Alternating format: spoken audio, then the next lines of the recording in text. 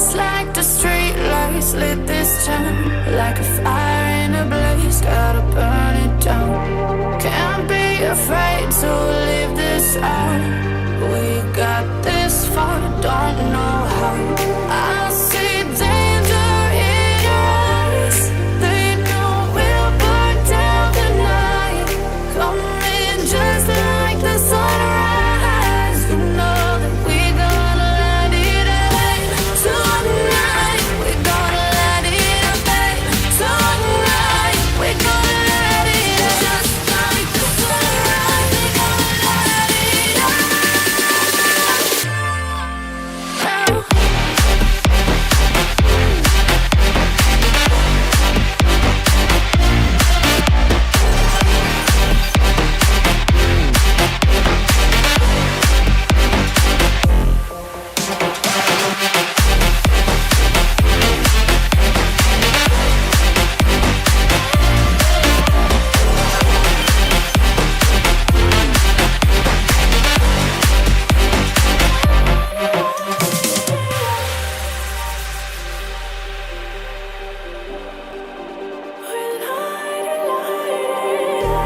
Just like a spark that's breaking out. Can't make a stop, can't turn back now. We know that there's no room for doubt.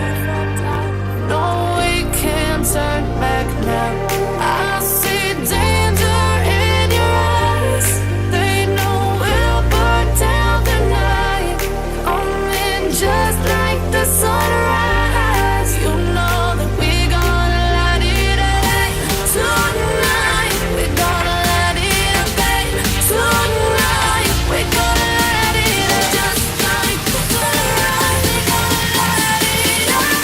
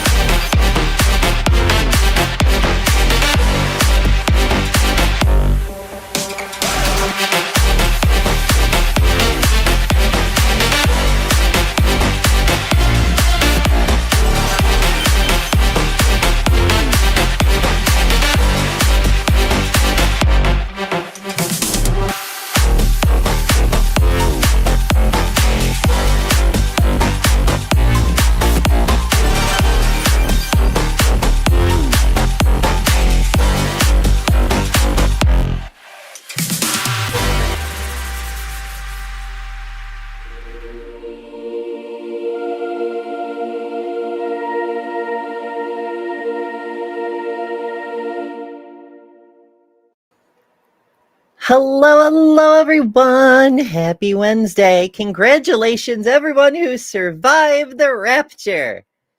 Of course, as you may recall, yesterday, I myself got raptured into the afterlife. But good news, I have fought my way back to the mortal plane.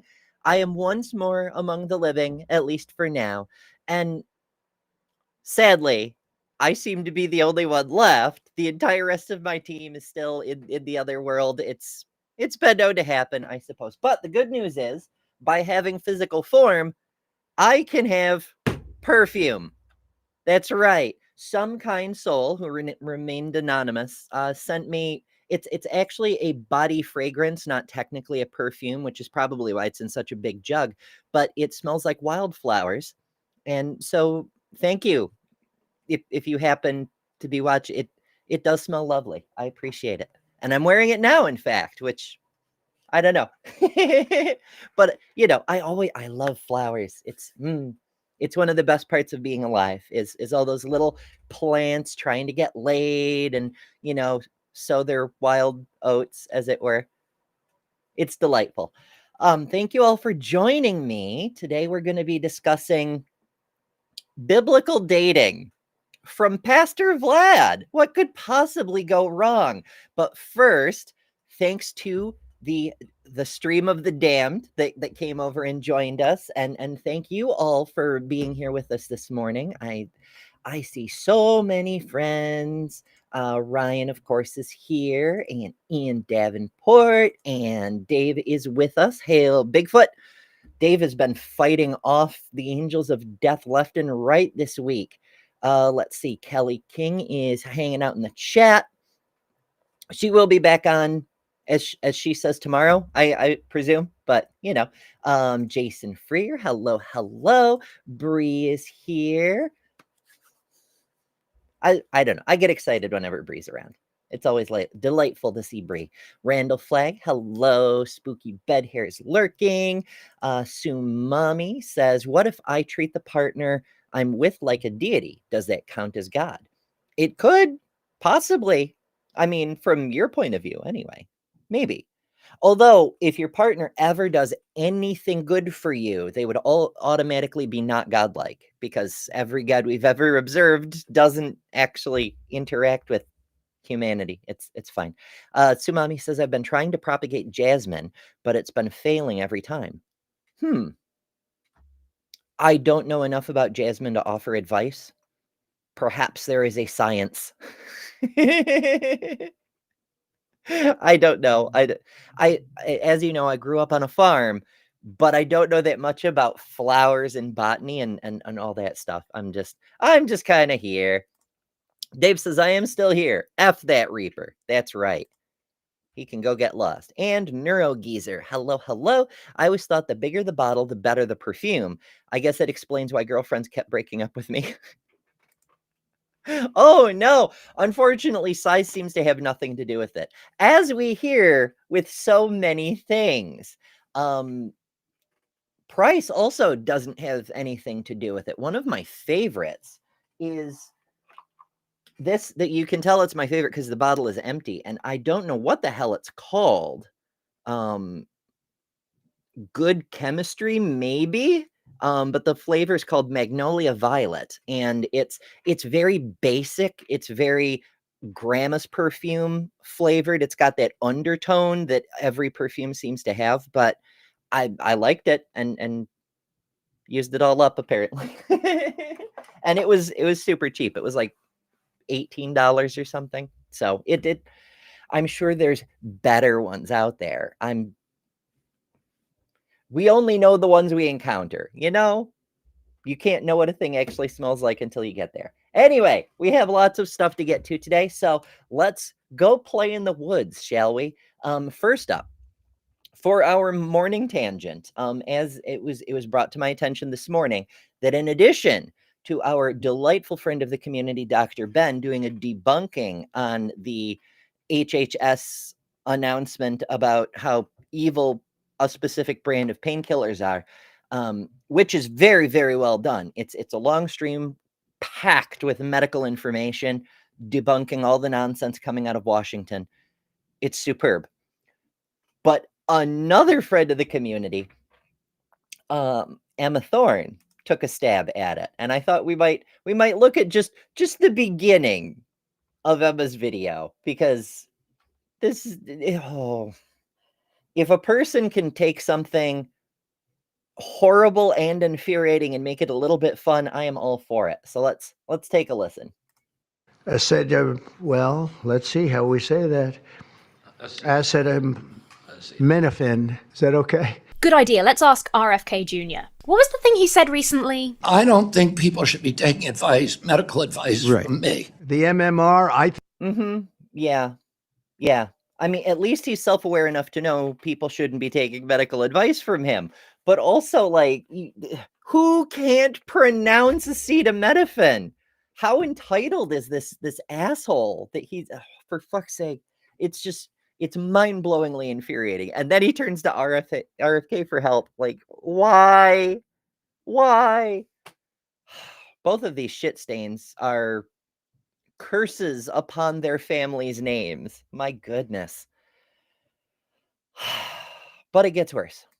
think should be taken separately. This is based on what I feel. Thank God this... Yes, we must base our science on what he feels. Not what the consensus feels. Heaven forbid it be based on what medical science shows. No. That would be outrageous. It should be based on what the dumbest person ever to disgrace the streets of Washington feels. Amazing. Now, to be clear, The MMR vaccine is the same one that Andrew Wakefield targeted when he started the modern anti-vax movement. And do remember, Andrew Wakefield only targeted the 3-in-1 MMR because he himself had a single virus vaccine to sell. It was literally medical misinformation for capitalist reasons. Yay, capitalism. So naturally, Trump has no idea what the fuck is going on with anything, because why would he? Emma's video is delightful, and I do recommend watching both Dr. Ben's and Emma's, because they both have value in different ways. Emma's is fun. Ben's has more science. That's not to say Ben isn't fun. It's just like Emma's is less science than Ben. You know what? You know what these creators do. You know where to find the things. It's fine. But there is happier pro-science things happening. As you may recall, the other night there was a partial solar eclipse for part of the planet. And this may be why we didn't get a full rapture of humanity as promised by the magical book of fairy tales. Because it wasn't a total solar eclipse. You know, you need that gravitational alignment to beam everyone up kind of thing. And it just didn't happen. It didn't, the moon just couldn't quite get the job done this time. So we're all stuck here. C'est la vie. But some of our spacecraft got some cool fucking photos. This is one. I mean, the level of detail, you know what? This one I'll make big. The level of detail on the freaking sun is just fucking crazy. I don't know. I get really, really excited about celestial events. I will drive days to go observe one if necessary, and I can. Many of you who've been around for a while may recall the last time a solar eclipse came to the east coast of the US. I was right under the path of totality, but it was cloudy. So I drove for 5.5 hours to get out from under the clouds so I could observe the damn thing. And then I did it live, because of course I did. Actually, I did the one in, what was it, 2017? The one that went through Tennessee, that crossed the country from northwest to southeast. I live streamed that, in fact, remotely. That was a trip, because it was before we had really good mobile internet. But I fucking did it. All right. That pretty much covers my opening rants. But thank you all so much for joining. Now, for the fun part. Yeah, we got to do this. We got to do this. We'll get through it together, folks. So first of all, Pastor Vlad, if you're not familiar, he is a Pentecostal cult leader who leads a church called Hungry Gen. What they're hungry for, who the fuck knows, possibly brains, but he believes in you need to invite one specific flavor of demon to come live in your heart to keep out all the other demons. He believes speaking in tongues is a thing, which ostensibly also comes with throwing snakes and drinking poison, though I've never seen him do that.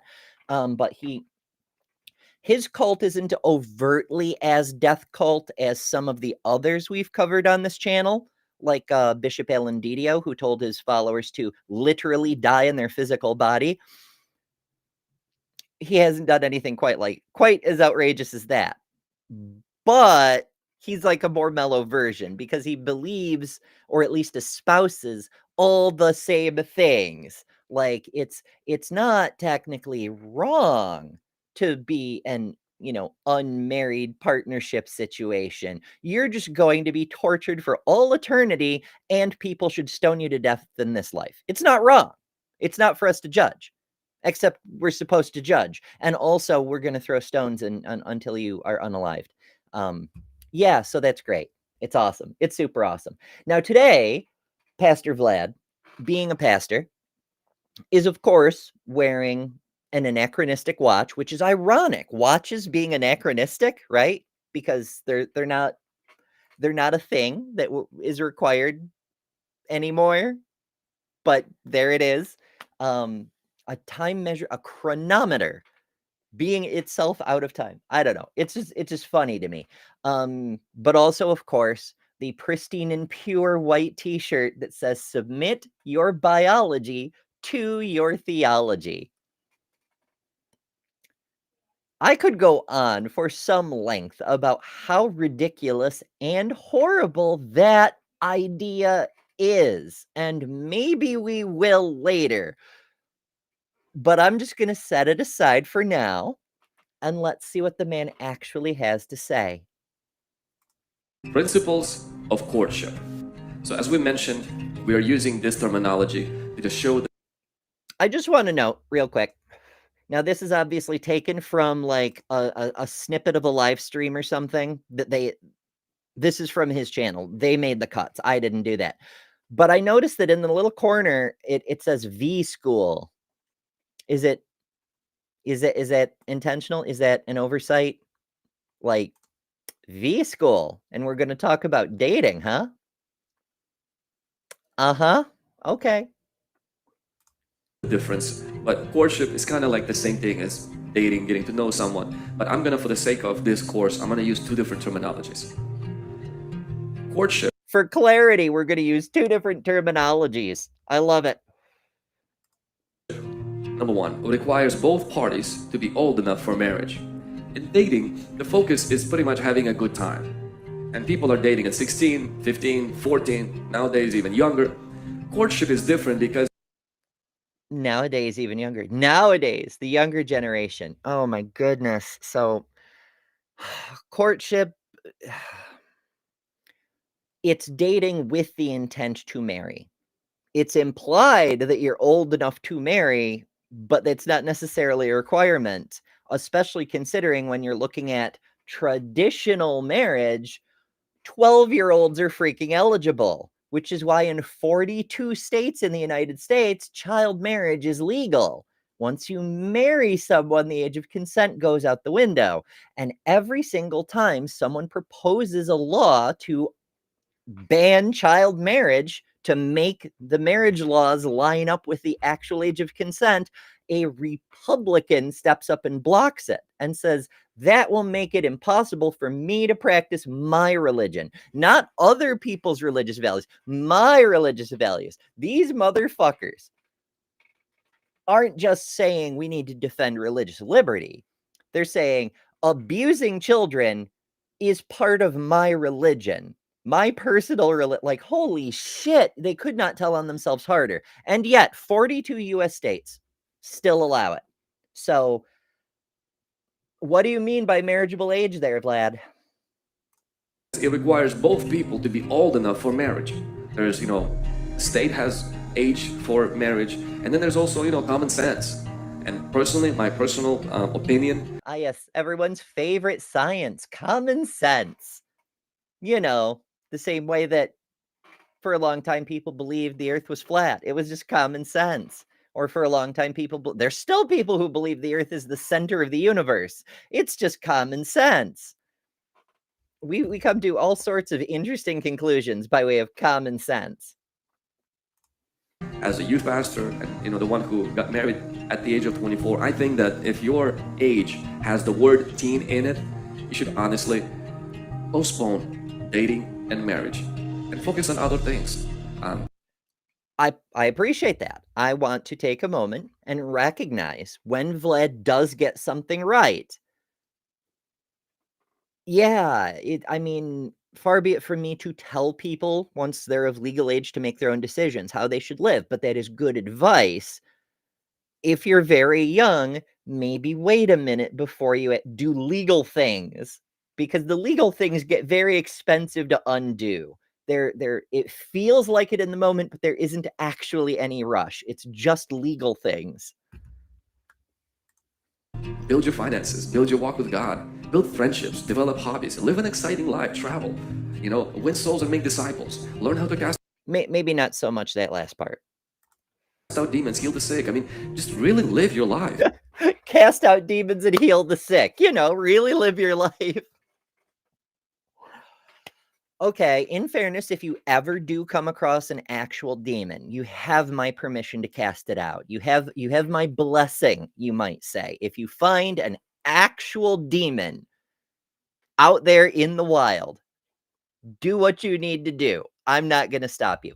But healing the sick, if Christians had the ability to do this, the fact that they're not storming the hospitals to heal all the sick, all of them, is a bit of a problem. Now, as I understand it, and again, I'm not a specialist in early Christian history the way some of the people in the community are, but as I was given to understand it in my AP history class way back in high school, the reason Christians got this reputation for having remarkable healing powers is because in the early days of Christianity, while they were still, anathema in the empire, a plague came through Europe, as often happens, and everyone in Rome panicked, except the Christians.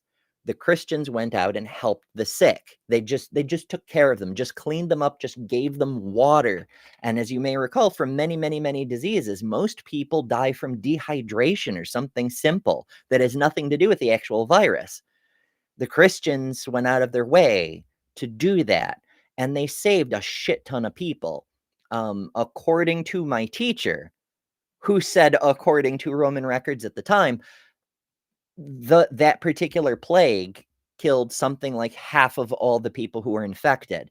But a person treated by a Christian, not because they were a Christian, but because they were treating people, had a 90% chance of surviving. They didn't save everybody, but they saved so many that they gained a reputation for having healing powers. And then eventually that made its way into the scriptures. Like, oh, it comes from Jesus or something. But again, that's just my understanding of it. I could very well be mistaken. It could be apocryphal. My teacher could have been wrong, or anywhere down the line of communication. But it seems a bit more believable than magic powers. To me, anyway. Marriage is not going to escape you. It's going to be there. And so give yourself over to the things of God. Give yourself over to your career. Get a degree, get things done, establish yourself. So then when you go in, you go in already prepared, you go in with something to offer. And usually people like that tend to attract people who are similar to them. Because you don't attract what you want, you attract who you are. And so courtship requires both people. You don't attract what you want, you attract who you are. Does that mean everyone is gay? Like, is it even gay? Because if you attract who you are, isn't it always masturbation? And what about manifesting, right? Like a lot of these charismatic types, they believe in a version of the law of attraction. Pray hard enough and God will give it to you. Guaranteed. It's in the Bible. So what's he saying? Are we so self-interested that we only desire who we are, and that's what we attract through our power of divine prayer-assisted manifestation? It's very confusing. A guy and a girl to be old enough for marriage. Number 2 is marriage is the goal of courtship, not fun. I mean, like I said, courtship has like the intention of marriage, but see, like people can go through in Victorian times, for example, people would be courted by multiple suitors at the same time, and at a certain point they'd have to pick one because marriage legally requires only a single partner. But obviously if you're courting or being courted by, whichever direction, multiple people, you cannot marry them all. And so there's like an intention of working towards marriage, but it's not the goal. It's not a guaranteed outcome, because a lot of the time, a lot of the people just aren't going to be the ones who get picked. It's a weird team sport. For dating, dating doesn't have to have marriage in mind. When people date in school, they date why? Because maybe one day we'll get married, but typically it's just for fun. It's to have a good time. It's to have somebody to call, somebody to text, somebody to go out with, somebody to impress, somebody to show off. And so you can do most of those things with friends. In fact, you can do all of those things with friends. Although it is nice to have that like extra level of intimacy, like with a friend, you know, you can give them a hug or something. Usually that's okay, but you still should like ask. Whereas with a partner, it's often just a default that you can hug them whenever the fuck you want, and vice versa. And sometimes it's nice to have random hugs, to have someone that you trust enough to put their arms around you without warning that you aren't worried is going to try to hurt you. It's a pretty nice thing when you can get it. all of these external reasons, but marriage is not the goal of dating. Courtship sees marriage as the goal. Now, that does not mean that every courtship ends up in marriage. There are cases, and we will talk about that in the future lessons, where some In the future lessons. Oh goodness. But yeah, he's right again. That's two. That's two so far in the video. I'm impressed. Is Val getting better at this? Is he learning as we go along? Very peculiar. Maybe the Holy Spirit has come upon him or something. sometimes things just won't work out. But it does not mean that a person goes in trying and experimenting with having no goal and no desire to get married. Number 3, courtship involves parents and pastors. It's a really What? So first he said we were going to start out with 2 things, and now we're on thing number 3. Okay, fine. I'm definitely not dating my courtship person's parents. I understand in the old days that parents would get together and do arranged marriages, but when you do arranged marriages, you don't need the courtship. It's an arranged marriage. I get that in-laws are going to be part of your life if you get married, that you're not just marrying the person, you're also accepting their entire family into your family.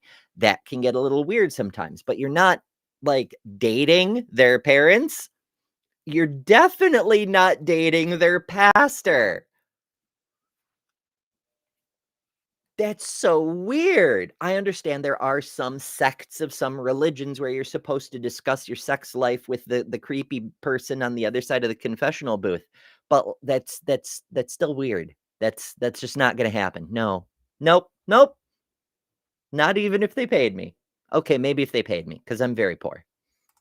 huge difference between dating. In dating, what's involved is your friends and your feelings.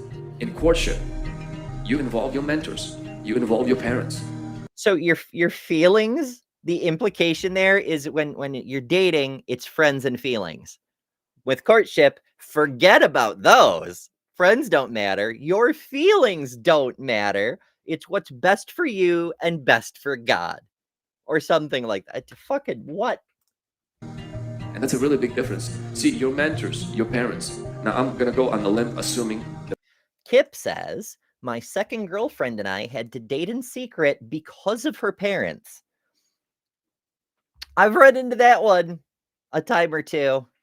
It never really lasted very long. So there was, when I was in high school, there was a person who I've mentioned before. Her mother was the one who decided to do an exorcism because she thought I was a demon, which I suppose I should take as a compliment.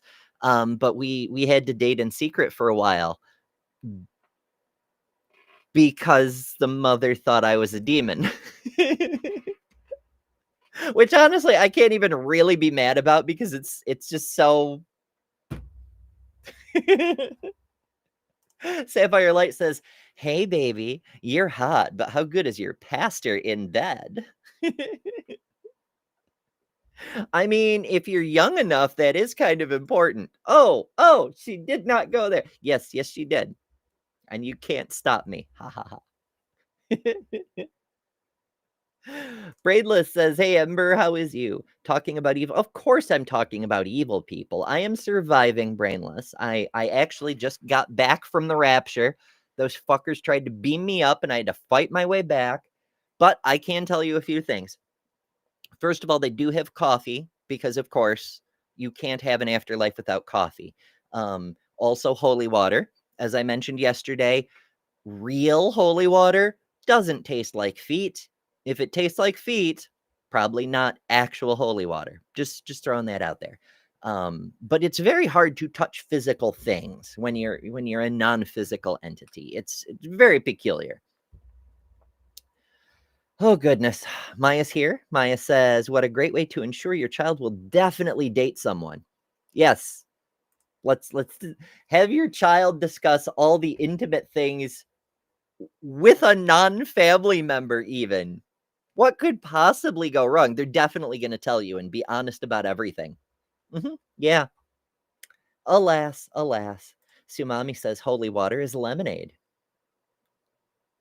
I mean, lemonade, I've never had lemonade that tasted like feet, so you could be correct. That's a distinct possibility. Occult Examiner says, I survived that shit too, Ember. Being in East Tennessee, it's been wild. I can imagine.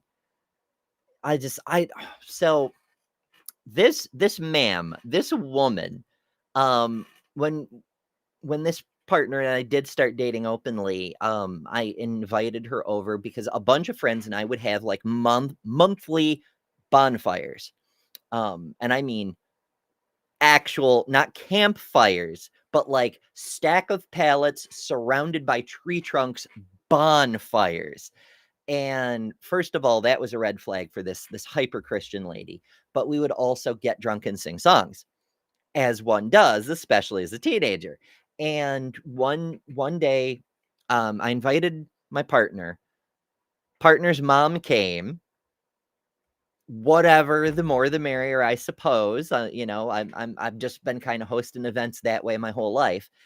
But one of the songs happened to be the entire John McClane's American Pie. Don McClane. Fuck, my meat brain is so close sometimes. Anyway, American Pie, which, as you may be aware, the radio version is like 3 minutes, but the whole song is like 7 minutes. And there's quite a bit that gets left out. Let's see, what's the section that pissed her off? And then I saw him on the stage. His hands were clenched in fists of no, that's not it. There's a part about the Bible dancing in the firelight or something like that. Or the Bible. Jesus Christ, Ember. The devil. Then I saw him dancing with delight. It mentions the devil. And she took issue with that. She was like, oh, Satanists. Wow, where's my pearls? I must clutch them so tightly. I'm like, it's a fucking song. She's like, I've never heard that version of that song. This is a Satanist remix. Because that's how that works. In the 90s, we totally had the technology to mimic Don McClane's voice to create new verses. For sure. It's fucking wild. Parents are the ones that are serving God, and they want the best for you, and that you have a life group leader, a pastor, or a mentor. But these people, they love you. These people many times will see your relationship or this person that you potentially like without all of the feelings that you have, because those feelings, they will evaporate once facts step. Wait, first of all, he said courtship doesn't care about feelings, but second, is Vlad saying your marriage is supposed to be loveless? Like, your feelings will evaporate. What are you telling people to do here, Vlad? What are you saying? What are you suggesting? What's the implication? Why the hell would you tell people? Like, I understand people stay in unhappy marriages for a whole lot of reasons. Sometimes financial, sometimes there's emotional blackmail, sometimes there's an abuse situation. There's a bunch of stuff that's none of our fucking reason, none of our business. But as a general rule, my hallmark for success for a long-term relationship is that you keep getting happier with each other. Like we've all seen those couples who've been in love for decades and decades who are like, somehow I love my partner even more every single day. Like, to me, that is the goal, regardless of financial status, wealth, or health, or whatever. Like, the point of the relationship is to make each other's lives better because you love that person so much, and your life is better in turn. Like, what else is worth it? To me, I don't know. Once reality settles in, I remember I was 16 years of age, and I liked this person. She was in a youth group. A youth group was like maybe 15, 20 people. And I told my pastor about it. Like, I didn't tell this person that I liked her, but I told my pastor about it. Heaven forbid you actually talk to the person you have a crush on. Why? Why are people like this? And I told him I want to get married. And my pastor looked at me and he said, Vlad, are you kidding me? He said, you're 16. I was like, I know, but I really love her. He says, you don't even know what love is. I'm like, but I'm a youth pastor. He said, I want to know what love is. that doesn't mean anything. And I'm so glad, looking back today, I'm so glad I didn't get married at 16. There were a few attractions that I had as a single person. But I told my pastor, and he kind of said, Vlad, you're not seeing clearly. This is not right. He said, I don't have peace about it. And then I prayed a little bit more, waited for a few weeks, and honestly, I saw exactly the same thing that he saw. And it saved me. I don't know how much the praying helped, but sometimes waiting for a few weeks can be good advice. We humans, we tend to be passionate people. We tend to be energized by emotion, and sometimes we can devote that to good ends. Like on days when I'm feeling more energized, I can get a whole hell of a lot more done than on days when I'm feeling drained and depressed and crushed under the weight of the world. However, just waiting a little bit before making rash decisions can save you from a whole bunch of turmoil. I've learned this lesson over and over and over and over. Okay, granted, I didn't actually learn the lesson because I keep having to repeat the class, but I am aware of the lesson and the fact that it has importance because I keep being taught over and over. It's fine. It's fine. Yeah, let's just go on, shall we? From dating the wrong person, it saved me from attaching myself and honestly wasting time. And that's what courtship saves you: a lot of headache, a lot of heartbreak, and a lot of time by involving your mentors and your parents. Now, I understand this is a very sensitive issue for some people because some parents are control freaks. Some parents, they have their own preferences and they will push their preferences as God's principles. You don't say, Mr. One Man, One Woman. You don't say some people have their own preferences and they will push those preferences on you as if they were God's principles. I wonder if he knows what he's saying here. I really, really wonder, because it's so close. He's so close to outing what every judgmental pastor does. That person's skin color is wrong. That's against God's law. That person's genitalia are wrong. That's against God's law. That person's eye color is wrong. That's against God's law. Partial points for some honesty, I suppose. It's so weird.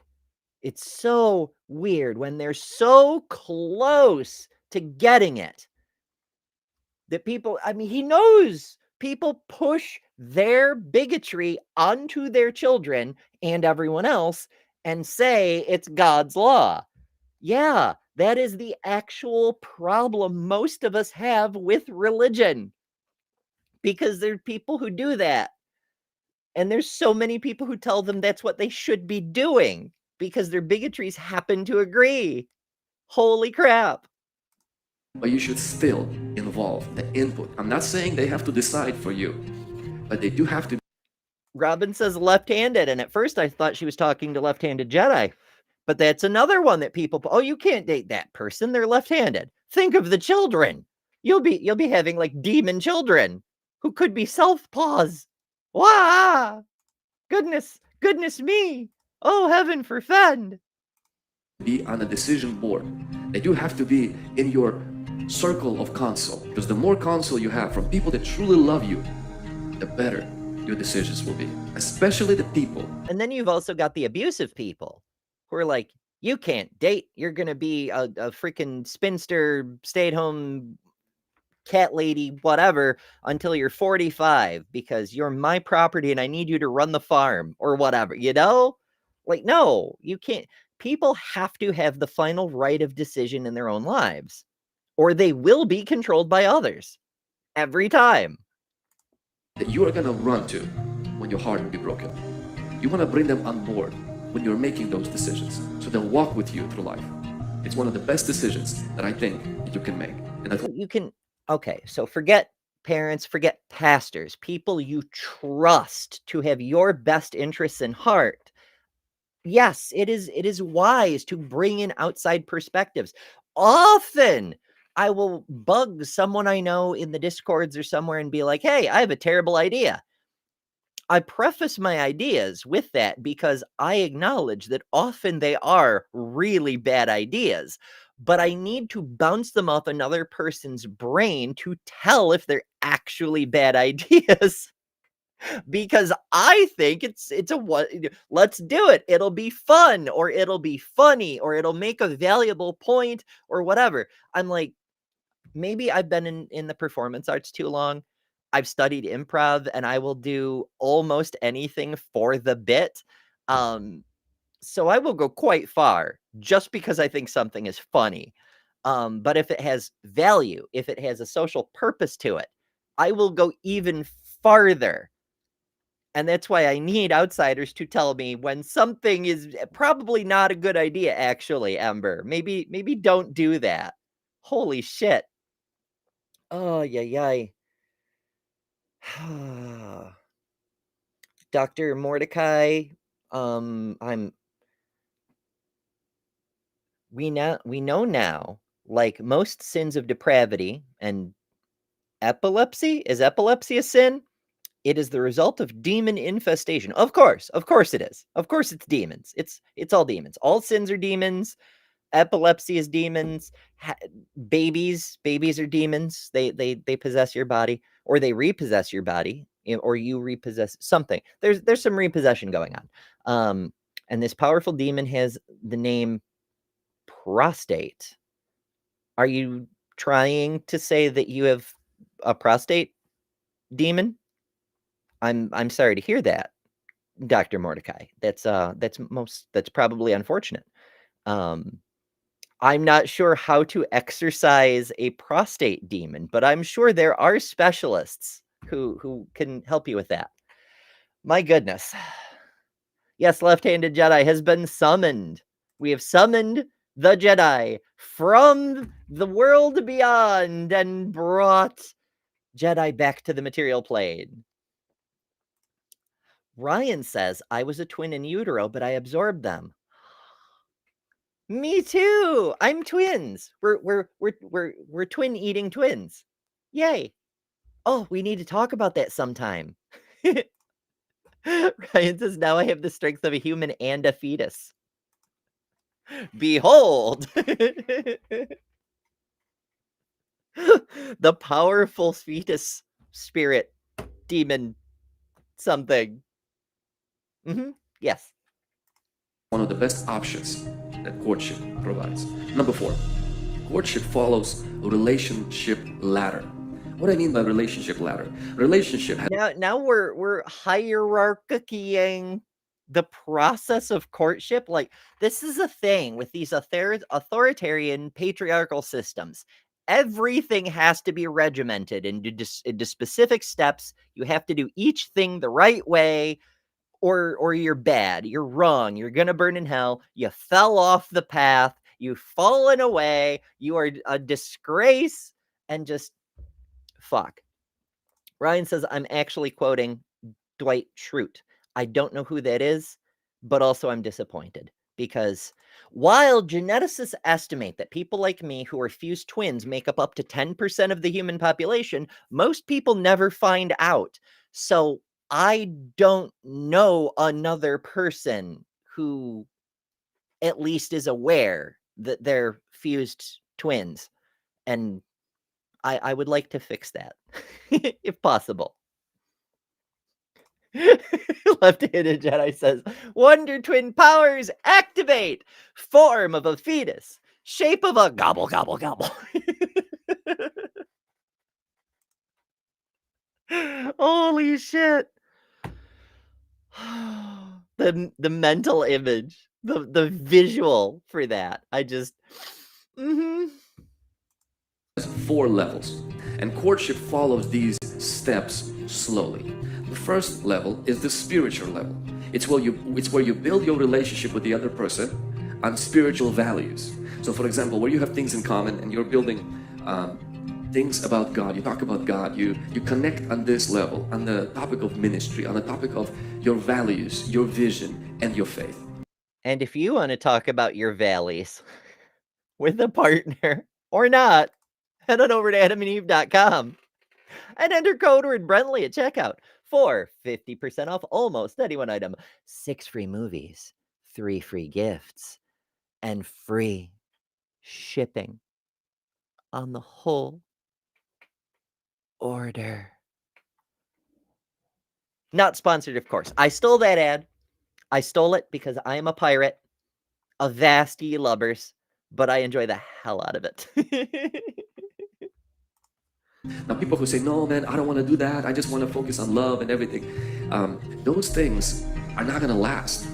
What you want to last is your values, your convictions, and your faith. And so, you want your faith to last longer than your faithfulness. Like, isn't the whole point of godly love or whatever to be like, have your love sealed through your shared love of the Jesus, the oily Josh, the great anointed, dripping, greasy fellow in the sky? Isn't it like it's I love you as a mortal, but I also love you by way of our connection to our mutual imaginary friend. Is it, as Ryan says, is it ooh or ooh woo? Like there's a little difference. There's a little. It's not the same. Courtship focuses first on that, where you take a season and you honestly build your relationship with God, with each other. You encourage that, where you talk about God. And then it progresses to level 2. The level 2 is level 2. I wonder how many experience points you have to have in a relationship to get to level 2. And how exactly do you accrue those experience points? Wow, I should not do this sexy ASMR reading of the stolen Adam and Eve ad again. I just lost a third of the audience from that. I'm driving everybody over to the website, I guess. Holy crap. social. It's where you share activities, not your feelings. Meaning you have common activities in a group of friends, hiking, playing sports. Why would you wait till level 2 though? I realize that he has to put them in some order and it's going to be arbitrary because he's basing this on nothing other than his feelings. But like, why wouldn't like shared activities and common interests be how you meet each other in the first place? Maybe? I'm very confused. Going out and some kind of activities where you share your activities, not your feelings. See, dating starts right away where you share your feelings. And people's relationships are so shallow. They don't even know each other. They don't even know what the other person likes. They don't even know about each other's family. They don't know about each other's hobbies. They don't know about each other's beliefs and doctrinal convictions. They don't know. Yeah, people who've just met don't know all the details about each other's lives. That's one of the reasons that they, date before they get married, is to get to know each other. But also like doctrinal convictions. I'm sorry, we love all the same things. We're both into archery and we're both really good at it. And you shot me with Cupid's arrow or some cute thing like that. But you don't believe gay people are evil, and I just can't be with someone like that. Like, what the fuck are we doing? Have you ever heard of people who convert for a spouse because religion isn't actually that big a deal, even among religious people? Like, oh my goodness. I've known so many people who grew up Christian but converted to Judaism to marry a Jewish person who actually cared about their religion. And like, I do have to say that That is a mark of love and devotion, because converting to Christianity from another religion is fucking easy. You just you say the magic words and you get dolloped on the head depending on your denomination. You have a quick cracker and you're good to go. Judaism, you got to learn some shit. You got to read the Torah and memorize. I mean, I've never converted to Judaism, so I've never gone through it and can't tell you about the entire process. But have you known people who have? There's a lot. Like, there's tests and things. About each other's values and their vision for life. The only thing they know is love emojis and I love you, I love you, I love you, I love you, I love you, I love you, and that's all. Sort of like Jesus. Nothing but I love you, except it's not actually from Jesus. It's Pastor Vlad and other preachers like him who are saying Jesus says he loves you over and over and over, but we never actually hear from Jesus. So, oops. And usually those relationships are so flaky and they're so shallow because they don't have any depth. There is no spirituality. There is no shared activities. There's just feelings.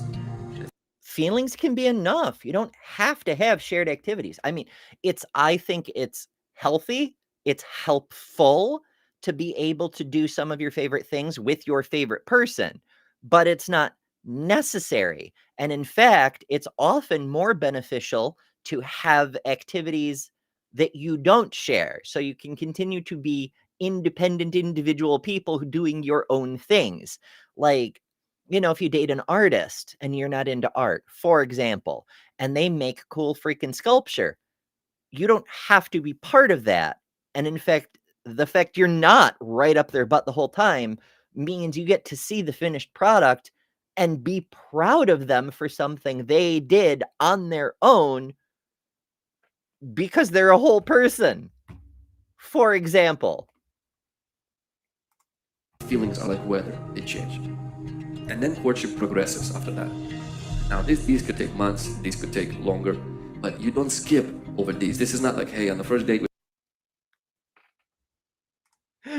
Lauren says, oh yeah, Jesus, the guy who came back after 3 days. Definitely can get a stable relationship with that guy, for sure. It reminds me of that song in, what was it, the early 2000s, I think, Kid Rock and Sheryl Crow.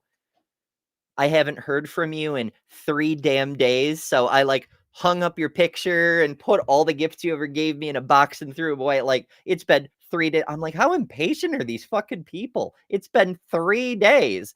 Jesus was gone for 3 days. Like, what? I don't know. Maybe I'm a silly person, but I'm like, sometimes you're out of touch for longer than that, you know? Like, what if you legitimately have to what if you, have to take a cruise ship on a business trip, yeah, a slow boat to China, perhaps, something like that, and you're out of touch for, like, longer than 3 days. "Oh, the relationship is over. I'm putting your pictures away." And, like, that's Jesus, though. He was gone for 3 days. Oh, oh. As SoCal Mikey points out, was it really 3 days, though? Because valid, if you add up the times in the Bible, and I understand that's the creationist trick. We're not allowed to do that. Only the creationists can do that. But if you add up in the times in the Bible, Jesus was dead for like a day and a half. So like, 36 hours, which still, I mean, okay, to be clear, being dead does not hurt. It's coming back to life that is excruciatingly painful. I cannot recommend it. It hurts like almost nothing else except childbirth and toothaches. And they're such different pains that they're like not even one is worse than another. They're entirely different realms of pain, but details. Point is, being dead for a day and a half, it's not exactly a walk in the park, but it's not exactly like, I don't know, the demonstration of a supreme being's all-powerfulness, as it were. Holy crap. We talked about God. On the second date, we went hiking, and on the third day, we already told each other we love each other. You want to take time. Let it progress slowly so that your roots are grounded and that your relationship is not shallow. Your roots are grounded. He has notes and he's still struggling for his metaphors. Like, you know, I try to give myself some leeway because, as I've said before, there's this part of me that's like, there can't be dead air. You have to keep things snappy and popping and going and light and high energy and enjoyable as much as possible. And I'm coming up with this shit on the fly. Vlad has fucking notes and he's still struggling for what to say. Holy crap. Clearly, the Holy Spirit is not whispering in his ear the way it's supposed to. Level number 3 is where the emotional comes in. It's where you share feelings. And this is already around the engagement period, where you share your feelings for each other. You only share your feelings once you're engaged. Like, let's start planning a wedding. Also, I'm very, very fond of you. Mm-hmm. Now, sharing your feelings is different than sharing your nudes, okay? The culture we live in today. I mean, yes, that's technically correct, which is the best kind of correct. Sharing your feelings is different than sharing your nudes, yes. Because nudes, as it happens, are not feelings. They're not the same thing. You may take nudes because you have feelings. There could be a causal relationship, but they're not actually the same thing. That's true. But, like, is Vlad suggesting that we should send nudes before we express our feelings for each other? Like, we should just send nudes to everyone? That seems like, I don't know. I mean, it's very progressive of him. I can appreciate it. People should do whatever the hell they want, and nobody should feel ashamed of their body. But we don't normally hear that kind of sex-positive message from a person in Vlad's position. That's a little surprising to me. They share their feelings, and the next stage is sharing their nudes, sharing their naked photos with each other.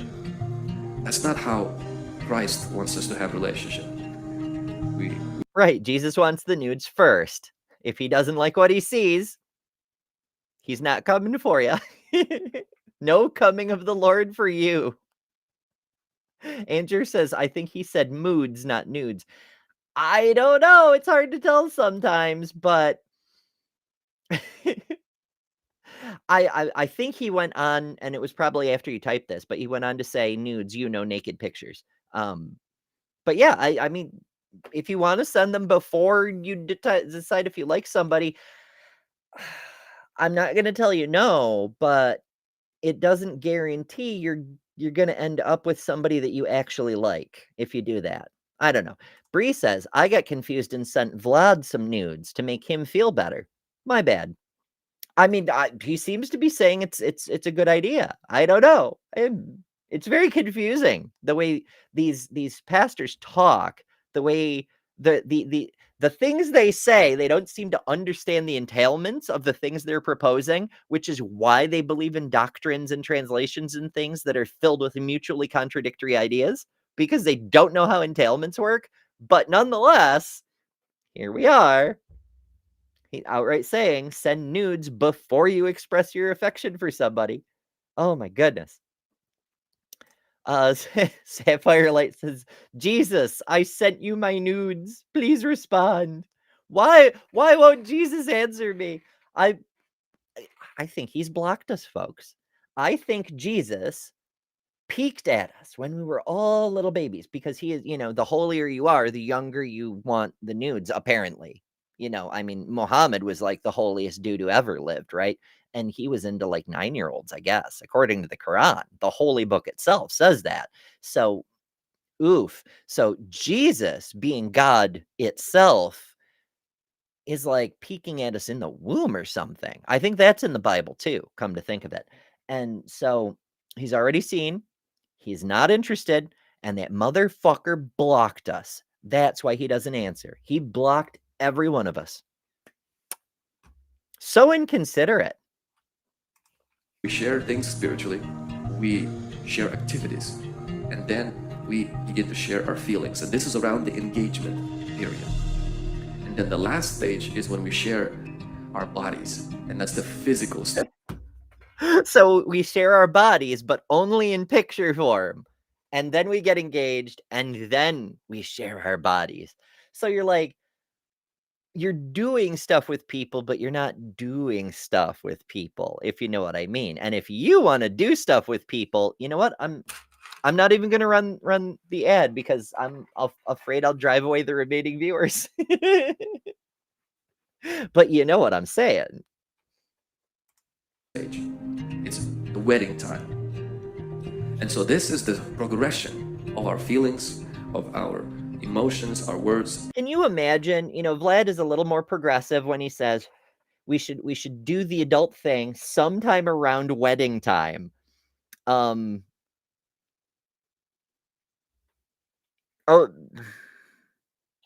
instead of saying you have to wait till after marriage.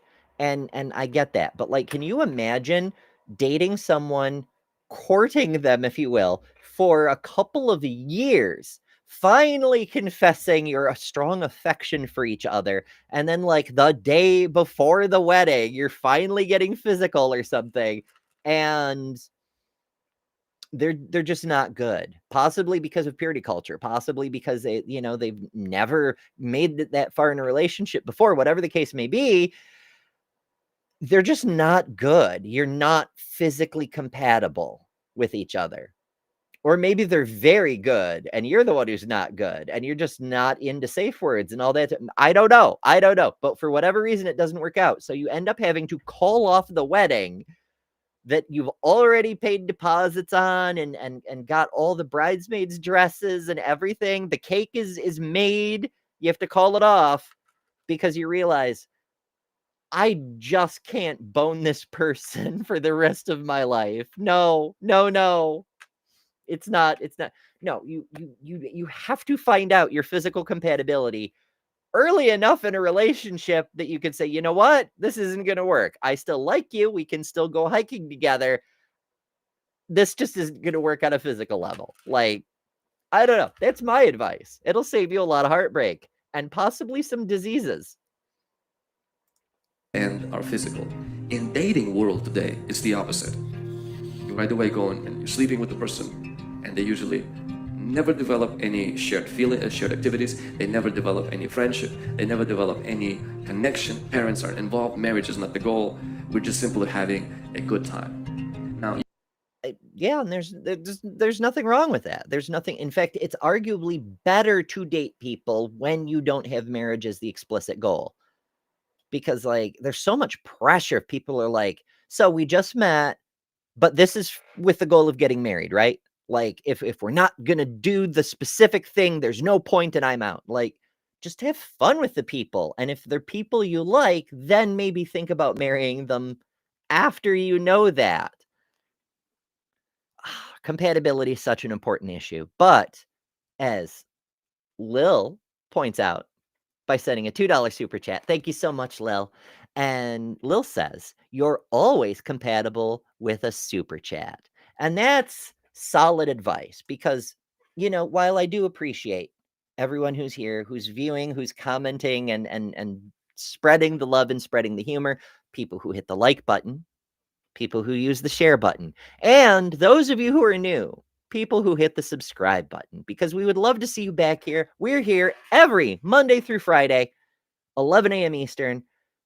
Different topics every day. Sometimes there's more people than just me. In fact, I think this is the first one of these where I've been by myself.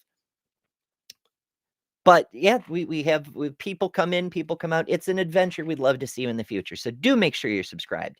But if you would like to help support what I'm doing here, because this is my actual job and how I pay for food and rent and things, do feel encouraged to use that super chat button or support the channel on Patreon, patreon.com/betterthanember.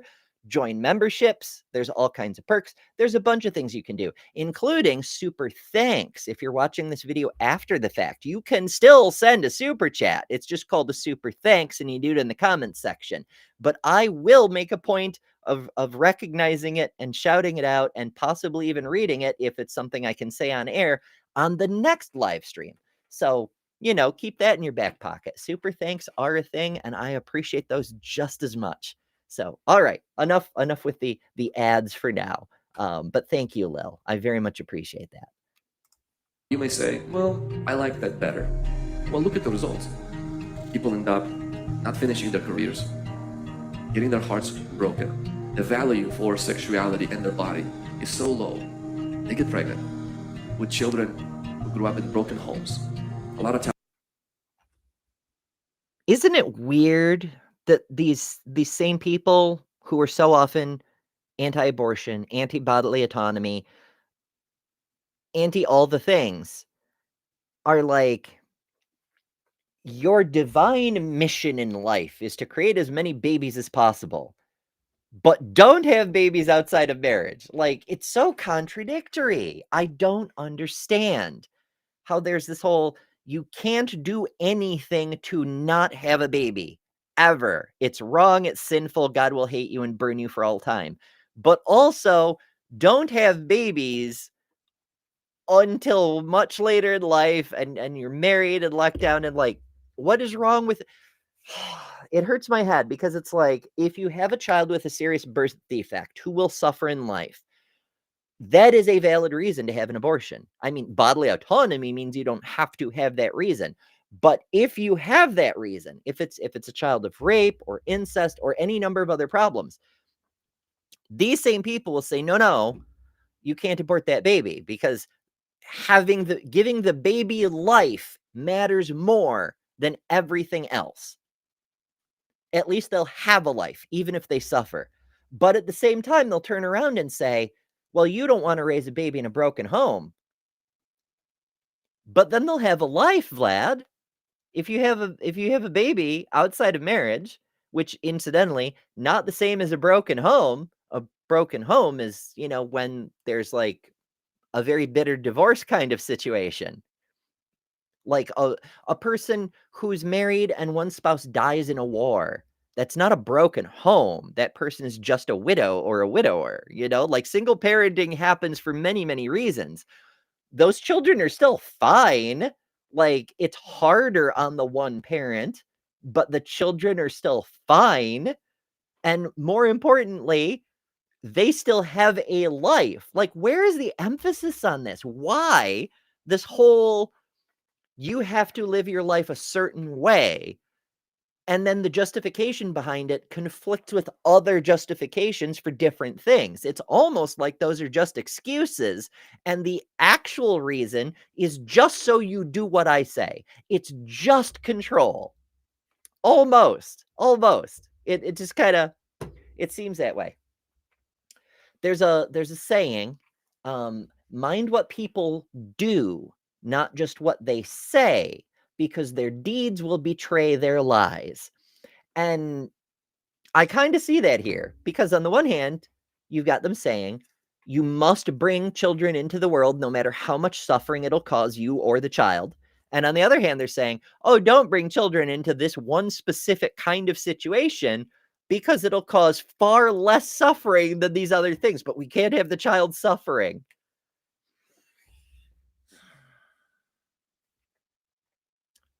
If you step back from what they're saying and mind what they're doing by saying these things, it betrays the lie. They don't give a shit about the suffering of children. That's why they oppose indigent healthcare. That's why they oppose childcare. That's why they oppose food stamps for, SNAP, all those things. Like, they want to take, these motherfuckers took away kids' school lunches. They're taking food out of the mouths of hungry children. They do not give a shit about the suffering of people. They just want control. Fucking hell. Happy Wednesday, folks. I hope you're having an enjoyable time while I rant about the horrors of modern Christian nationalism. Jesus Christ. Save us. Saints, preserve us from your followers. Sometimes they they get diseases through this kind of relationships and all kinds of other stuff. And it's not God's will for us. God wants you to choose a higher road, a better road. I'm not saying you're a better person. God wants us to choose a higher road, a better road. Maybe so, although God has yet to tell me himself. But here's this. This man is wearing a shirt that says, submit your biology to your theology. First of all, he's allowing for the fact that other people have different theologies than him, and that in and of itself is sinful according to his theology. It should be submit your biology to my theology if he wants to be, canonically correct. But more importantly, he was just saying God has plans for you, and it's laid out in who you are and what, all these things. And we often hear shit like that. Like, your body is your only actual truth. Like, if you need glasses, God made you that way on purpose. If you're diabetic, God made you that way on purpose. If your biology wants to have babies, then maybe God made you that way on purpose. Maybe. Like, this whole submit your biology thing, it runs so counter. Like, what he's trying to say is you need to put your own needs behind what you're told to do. It's to reinforce that control message. But the practical entailments of what he's saying are ignore the bullshit I'm saying and do what's right for you. It's so contradictory. It's a self-refuting prophecy, I suppose. Something like that. But you can find a better way, and God's way is a better way. Now, I took this path. God's way, first of all, is God's way a better way? I mean, first of all, is there a God? Why should we care what you say God's way is if you can't demonstrate there is a God? And also why we should care what that God has to say. Second, is it the better way? Because the God that Vlad is preaching about, this God, the God in this magic book, he likes to drown babies. He likes to sacrifice people. He likes all sorts of horrible things. He likes to kill all the firstborns of entire nations. Is his way the better way? Because I can think of better ways. And if I can think of better ways than his, then why would I care what his way is for my dating life? Like, if I could do a global flood without killing anyone because I have miracle powers, that might be a better way. I understand that in Christian mythology, the point of the global flood was to kill everyone. But that's part of the horror of the story. Do you see? Do you get it? God's ways are demonstrably not better ways, according to whatever magic book you want to hold up. So we don't know there's a God. We don't know his ways are better. And it just,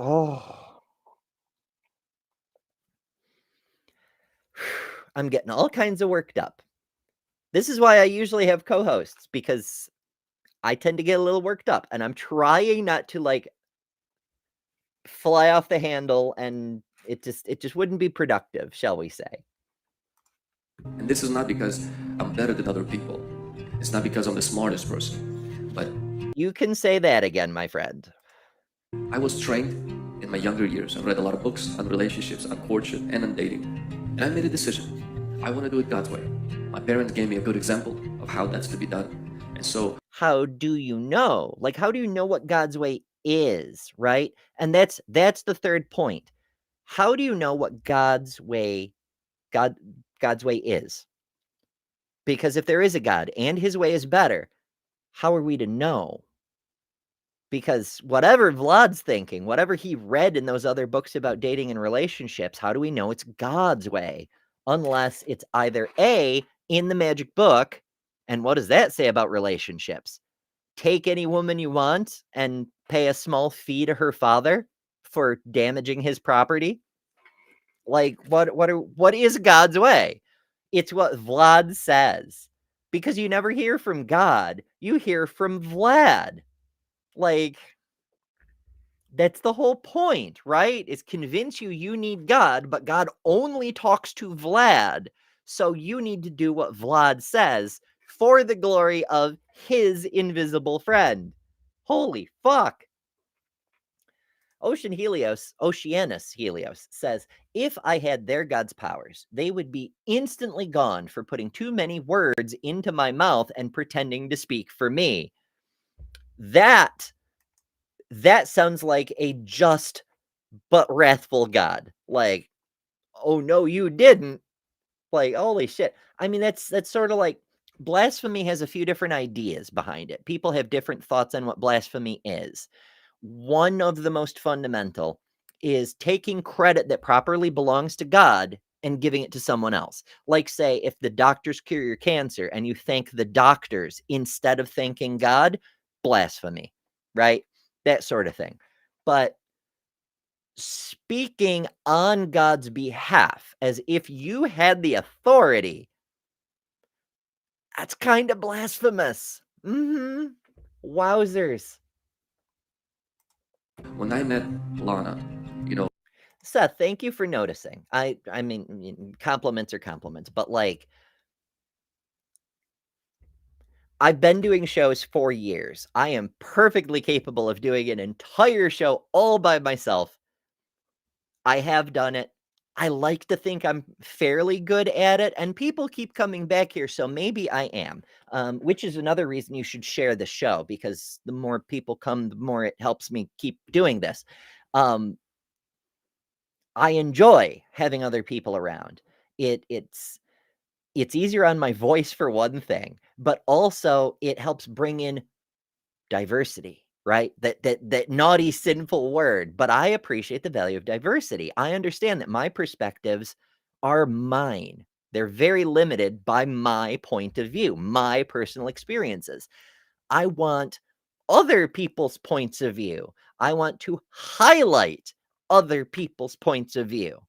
And that is the actual point of Java and Jugs and Hot Topic, which are different forms of the same core concept, which is why the co-hosts can pop in or out as they see fit, as they're available, because I know time is tricky in a capitalist world, but also the topics they're interested in.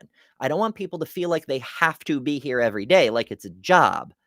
I mean, for me, it is. This is how I make money to pay rent and have food and things. But like, it shouldn't be an obligation. It should be something where if they want to, they have the space to say what they want said. And that's why everybody on the cast is welcome whenever the hell they feel like it.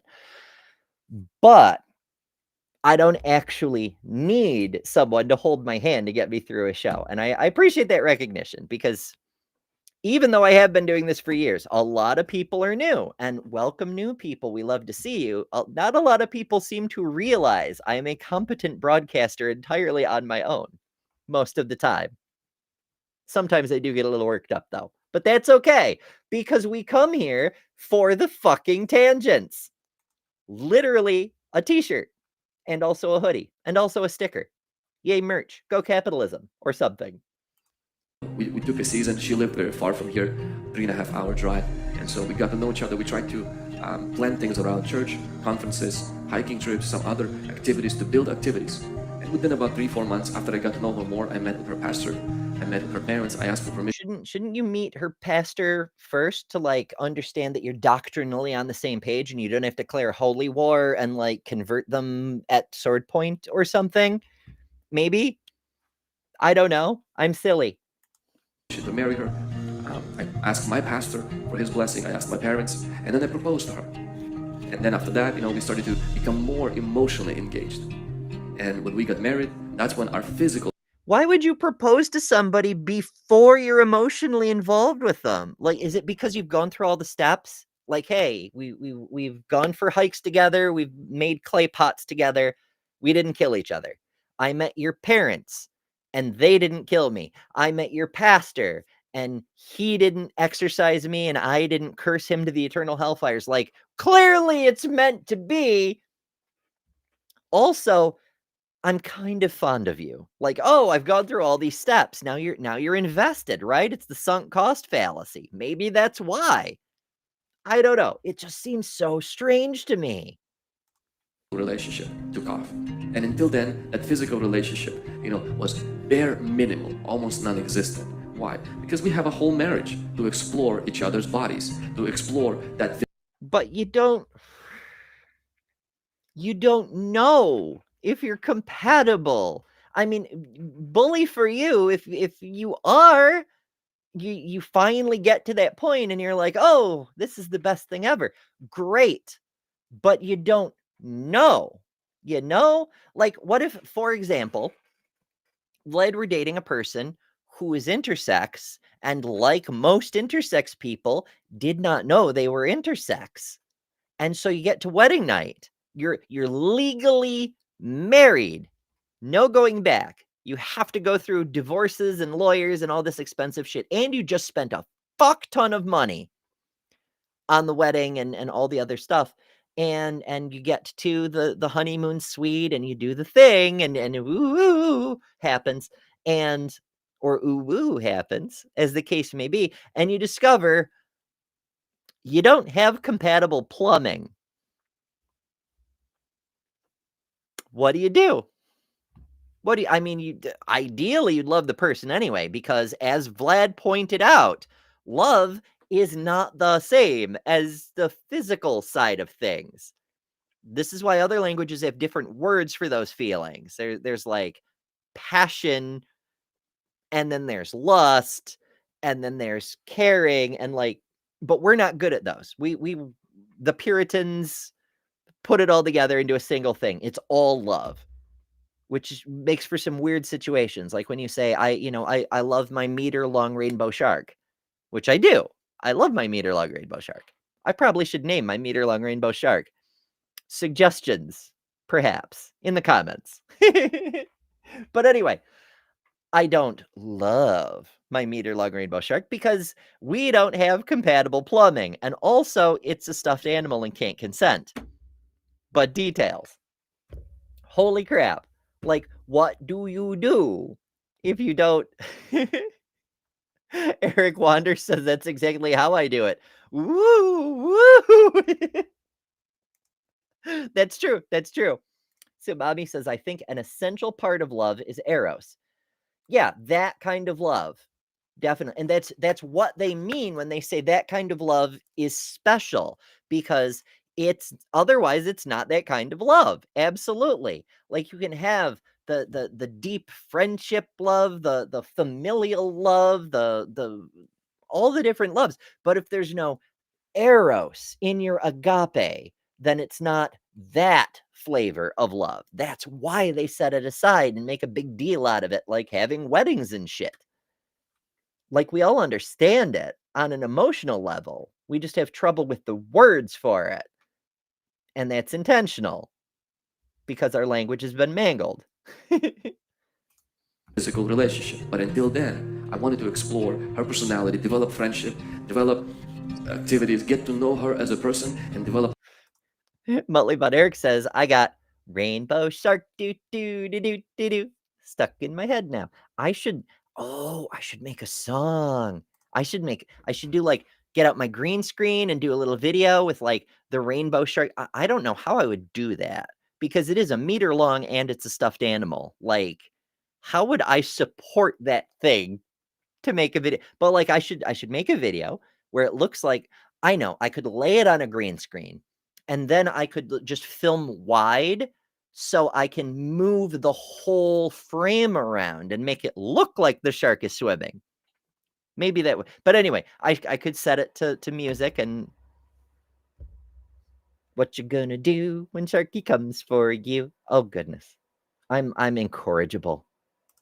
The foundation of friendship. And I would encourage you, whatever journey that you are in with God right now, choose God's way. It leads to life. The broad way, it will lead to destruction. You will see it. You can look at your friends and other. Sapphire says, Regenbishaj.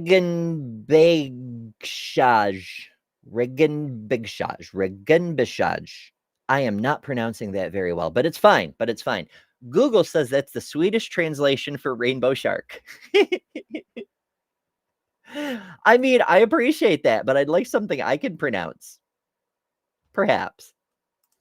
People, their lives are in shambles. And some, they have a relationship with God. Where the hell is deviant? Deviant could tell me what like a proper word, because as you know, the meter-long shark thing comes from IKEA originally. And so deviant could probably help. Because, you know, being from the same region of the world means deviant understands all things having to do with IKEA and related lore. Naturally. They just don't have any reverence. They don't have any fear of the Lord. They don't do what God says to do. They just simply, hallelujah, hallelujah on Sunday, and that's it. But Isn't that how people interact with God, though? Like, you have to have a relationship with God, but you don't date him first. You don't go through mutual interests. You don't meet each other's families and pastors and then express love for each other. You're just supposed to just love at God, right? Why can't a relationship be like that? I'm not saying it should be. I don't think that's healthy, but like that's what is being asked of people, you know? they live by their own passions instead of by God's principles. God's principles work. And if we submit our passions to God's principles, it will work for us too. It worked for Vlad, so it will work for you too, because every person is the same person.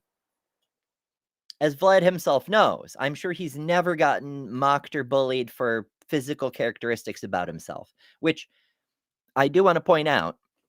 I appreciate y'all not pointing out, because I don't like that. I don't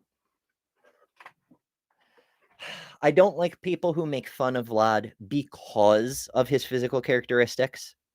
It's the same as, you know, making fun of anybody else for anything about their physical characteristics.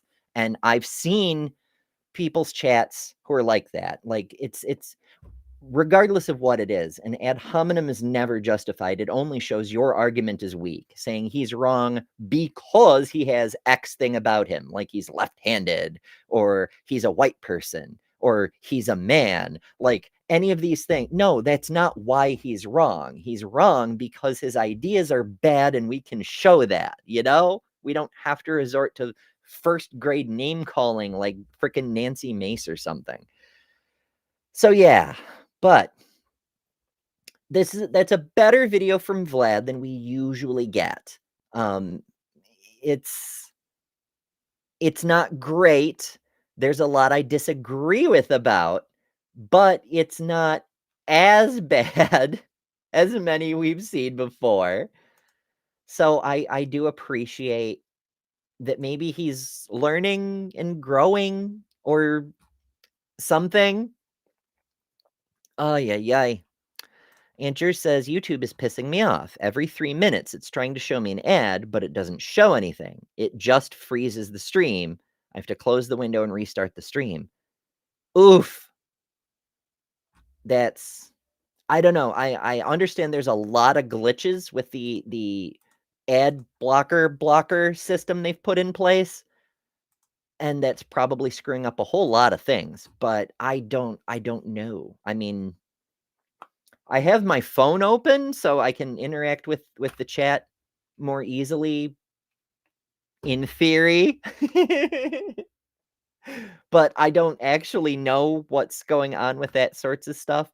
Anyway, speaking of chat, I have had a poll running this entire time. Who should make the rules for dating? And we got a lot of votes, folks. Like more votes than I think I've gotten on any other poll, at least that I can remember. So let's end that poll and have a look at the results. The question is, who should make the rules for dating? Option 1, the government, 0%. Option 2, Vlad, 4%. Option 3, a god, 4%. And once again, you guys are surprising because I so seldom see even 50% get crossed. But time after time after time, you guys are crushing the super majority. 92% said it should be the people who are dating each other. Other people don't get a vote. And that's true. Like, oh my goodness. Yeah, it's the people who are dating. I very much agree. Y'all have much wisdom. But that's cool. Thank you for voting. Thank you for participating. Things like that. And on that note, I have another thing. I'm not going to do a formal poll for it because that takes a minute, but we do have some time left in today's show because I build in extra time for banter between me and the co-hosts. And since that didn't happen on today's show, we do have some extra time. So would y'all like to spend a few minutes delving a little deeper into some of our leftover videos that we didn't finish on previous shows? Normally I save these for member streams, but that's usually because I don't have the extra time in a show to do that. And there's a few. So type a 1 in the chat if you would like to see more of the Girls Gone Bible from yesterday. Type a 2 in the chat if you would like to hear more from the eye surgeon who claimed that eyeballs prove God from a week or two ago. Type a 3 in the chat if you would like to learn where patriarchy came from. And type a 4 in the chat if you would like to cover more intersex stuff, because I have a few of those too. I have quite a few of those. I also have more signs of a demon woman, but I think we were going to try to do that for another specific episode at some point. So yeah, 1, Girls Gone Bible, 2, eye surgeon, 3, patriarchy, 4, intersex stuff. And now I'm actually looking at the chat. So let's see, we've got 1 looks like 1s so far. Oh, and a 4. Okay, so we've got 2 1s and a 4. All right, I will give it a minute. While that's cooking, maybe I should have done a proper poll because now I have to count things. I need to hire Dr. Kip to do my math for me. What could possibly go wrong? Transpositions. Good news is happening. I do the good news show on Transpositions Weekly, and that's happening 8 p.m. Eastern time on Thursday. And this week, I realize I said last week you're not going to want to miss it. And if you haven't seen last week's show, you definitely should, because there's a roast of Nancy Mace on there that I'm c'est magnifique. I'm like Gordon Ramsay flinging the fire. But this week, 100% more ninjas. And I mean, there's an entire town here in the US where there's a ninja parade, right? And people line the streets and they never see the damn ninjas. The ninjas go by and nobody ever because they're ninjas. But they do it every year. And the ninjas always leave signs that they've gone by too. Like they'll drop candy or tickets or something, but nobody ever sees them. It's freaking crazy.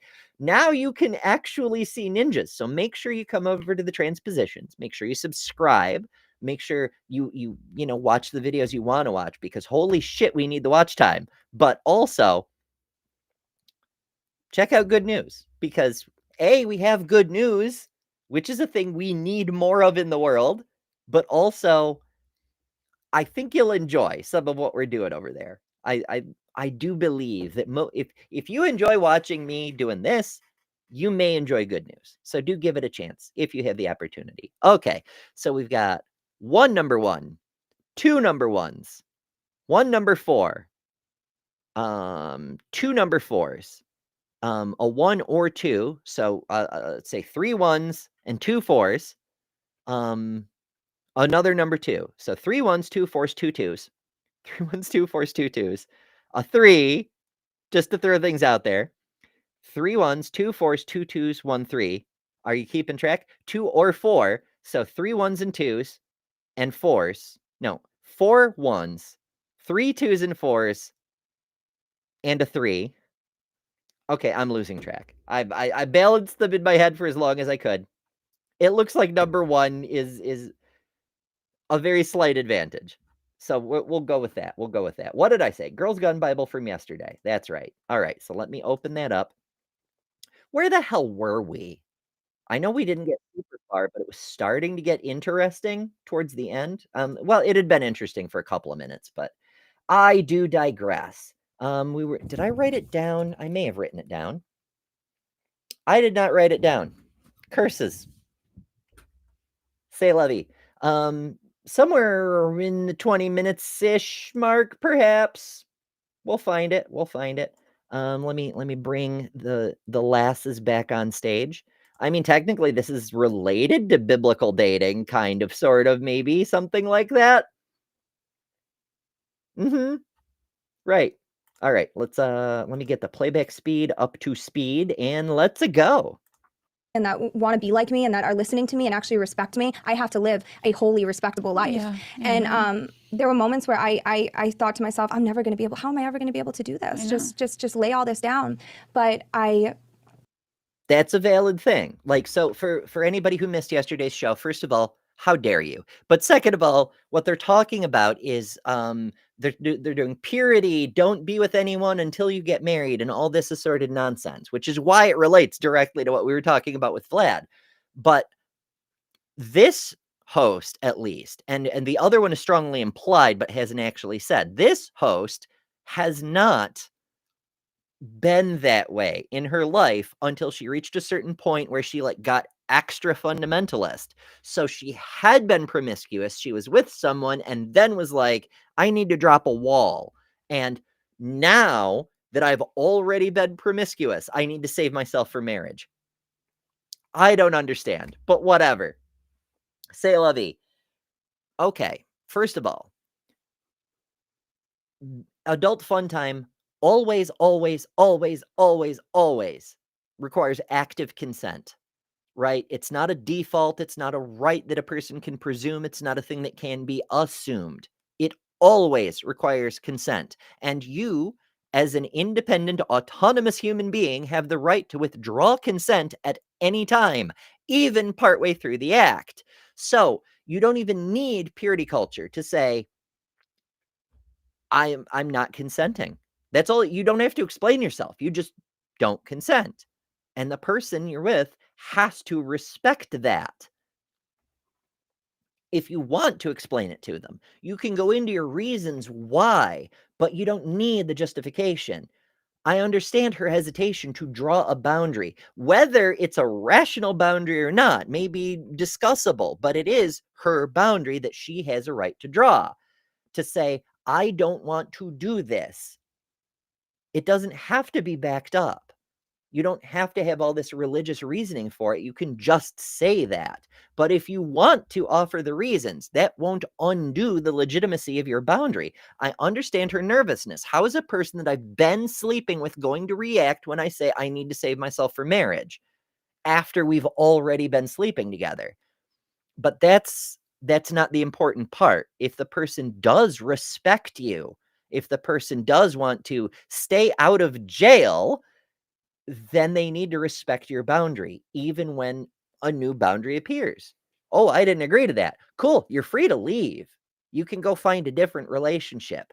But if you want to be with me, here is my boundary. And you need to respect that. I get why she's anxious, but yeah, she definitely has the right to do that. Because I feared him so much, and there's a difference between fearing the Lord and being scared of the Lord. Fearing the Lord means you run to him because you can't do it by your own power. So you run to him and say, Jesus, I can't do this on my own. I need you to fill me. That's not what fear means, but also giggity. Jesus, I need you to fill me. Oh my. Up with the Holy Spirit. I need you to take it out of me. Take the lust out of me. Give me a clean, new, pure heart. Take the lust out of me by filling me with your Holy Spirit. Oh, Jesus. And boy, will he. You think that it's impossible. And I'm telling you, the way I live holy and just and clean is so, it's just so, it's not hard. It's not as hard as you think it is. And so. And if you think it's not as hard as you think it is, giggity. They make a pill for that. They do. In fact, we've spent more money on those pills to helping with it not being as hard as you think it is than we have on cancer research. What the hell? Yay, capitalism, I guess. Yeah, that was the day I laid it down. So beautiful. I mean, I have watching you in the situation. I mean, Ari's obedience. So and if you want to lay it down, oh Jesus, these people, so many double entendre possibilities. It just, it doesn't stop. I do want to preface this by saying that, like, you know, Ari and I started the podcast, and then it was literally, truly, like, a couple episodes in. The massive transformation in our life literally happened in the span of, like, the first few episodes, where we simply could not live. I mean, it happened so quick, I think, because my whole thing is about the... She's doing that thing. You may recall from yesterday. That thing. Where she interrupts herself over and over, and she doesn't ever actually finish a sentence. Like, focus, ma'am. Tell us it's okay. You have an hour-long show. You can tell us all the things you think in order. Yikes. Fear of the Lord as well. That's where my life changed in this area too. Okay, so I was starting to feel that way, right? And then we meet these Christian friends. And so I'm feeling convicted as I was in my relationship and doing it. And then we meet these... Is she feeling convicted or conflicted? Because those are different things that often get confused in you know, the fundamentalist realms. Christian friends, and we're sitting with them, and what did they say? They were like, you can't call yourself a true follower. You can't call yourself a true Christian if you're you know, committing sin and you're having sex. No true Christian. Take a drink. Okay, so that's a fallacy. Paul says the only thing you need to be a follower of Christ is to ask Jesus to come live in your heart or something like that. Try to do better, but no. Paul and Jesus, the one thing they both agree on is that every human does shit wrong from time to time. Like, you don't have to live without sin in order to be like Jesus. Like, first of all, sin's not real, but never mind that. Everyone makes mistakes. That's part of being human, but it's also how we grow. If you never make mistakes, I mean, good for you, but also you're not learning very much. We have to be careful because sometimes our mistakes can harm others, and that's a problem. But as far as making mistakes, like you're dating the wrong way, you're not following the ladder, or whatever the fuck that means. No, Jesus doesn't care. I mean, Jesus doesn't care because Jesus isn't real, but even if Jesus was real, he still wouldn't care. The man hung out with prostitutes, according to the mythology. He doesn't care. When you're not married. Yeah. And I will never forget that moment when she said that, and it was like a slap in my face. And I remember sitting there at dinner, and I couldn't even hear anything. My whole body... You've been abused, bestie. Like, verbal abuse is a thing. You can say words to people with the purpose of inflicting pain in order to control their behavior. That's called manipulation. It's psychological and emotional manipulation. And when done intentionally, it's fucking abuse. You've been abused. Went numb, and I was just sitting there being like, how could she? She's sitting there like, who is she to say that? And she didn't know that we were whatever, but she was just speaking. And you know what? That was the best thing that she could have said to me in that moment. And I'll never forget getting in the car, and that was... I thank her so much. You know, like the kid who thanks their dad for beating the shit out of them several times a week. Oh, I grew to be such a better person because of... No, that's not...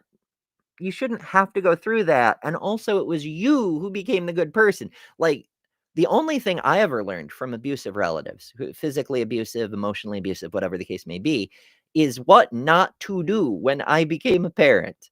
I would think back to what those people would do when a child got into a certain situation, like stealing cookies or lying or whatever. I'd think back, what would these people do? And then just do the opposite of that.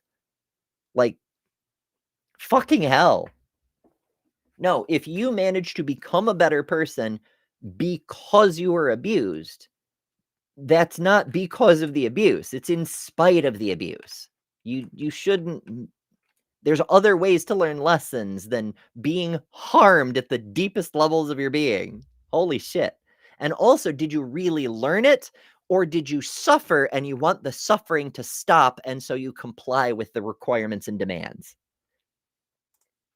Sometimes you have to be told, you have to be slapped in the face with the truth, even if it hurts, or even if it's harsh. Because in that moment, I was like, oh my gosh, she's right. You can't call yourself a true follower of Christ when you're sitting there going to church. I love Jesus. I have this beautiful relationship with Jesus. And then you're going out and you're having sex and you're committing sin. Yeah. That's not a You can, though.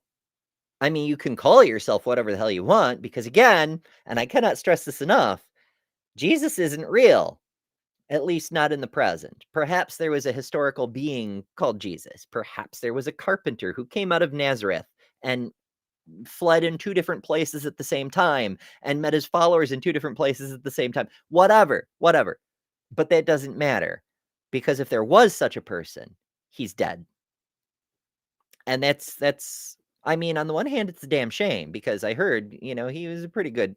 He was, as a carpenter, his work was divine. But it's been a few thousand years. No matter what happened to him, he would be dead. So, whatever. But you can call yourself a follower of a mythological being all you want. It doesn't make it more or less true, regardless of what arbitrary criteria you put on top of it.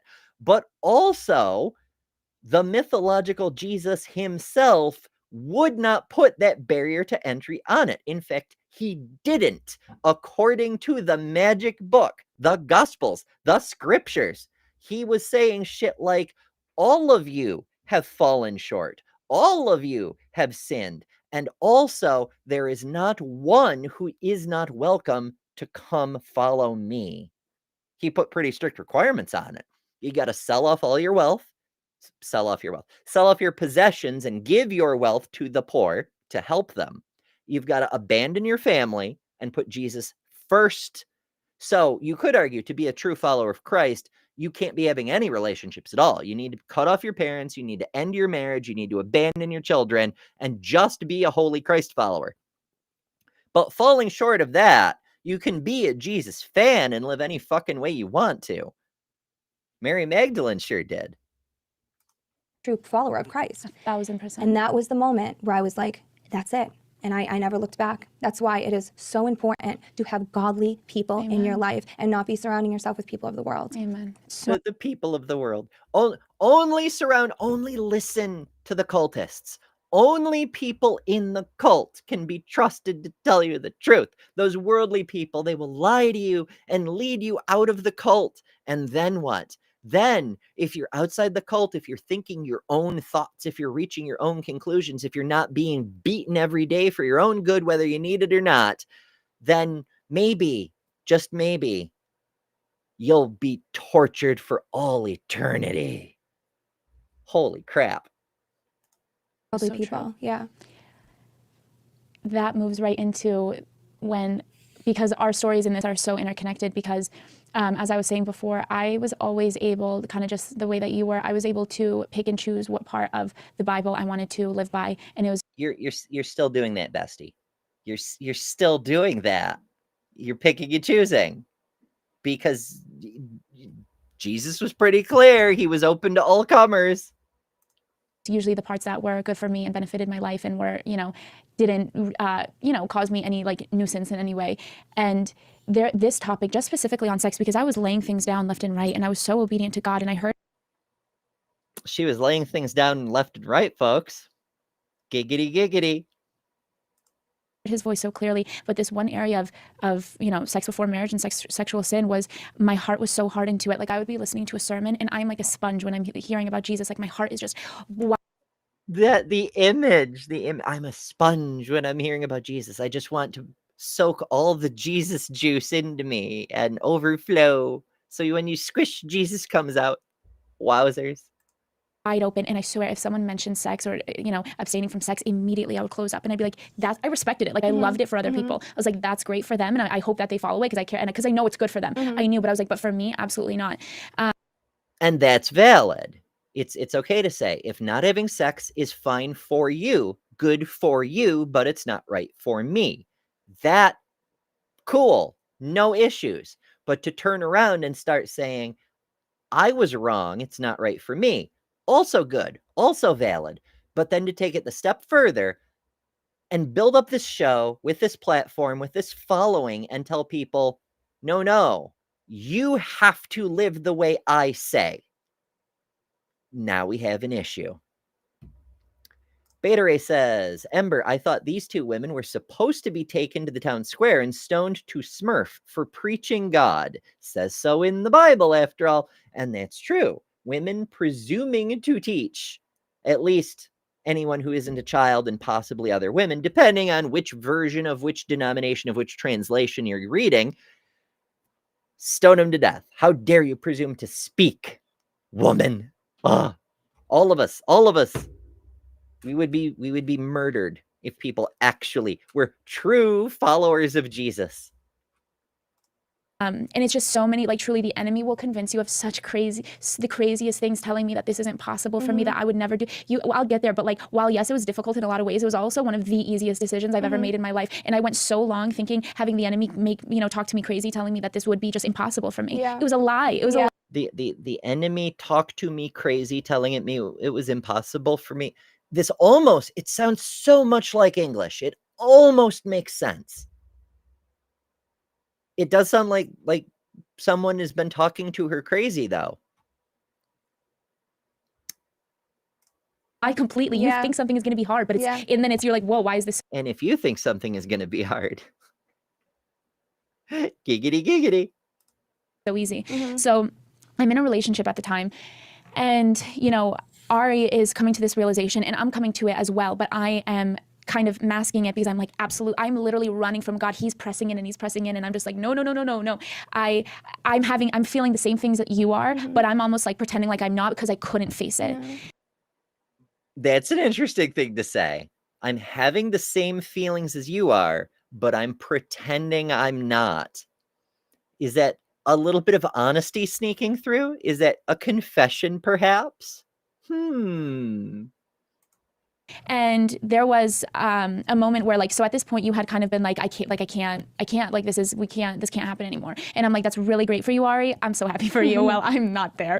And then, so I'm sitting here and I'm in this relationship, and Ari and I'll never forget it. Just like that girl spoke to. Wait, was she in a relationship with Ari? Are they dating each other?